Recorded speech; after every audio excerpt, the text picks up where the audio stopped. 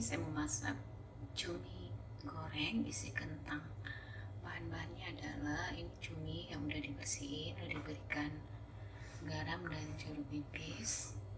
Bahan-bahan lainnya adalah kentang, ini kentangnya udah digoreng, ini telur udah dikocok, ini bumbunya bawang putih, lada halus sama garam aja.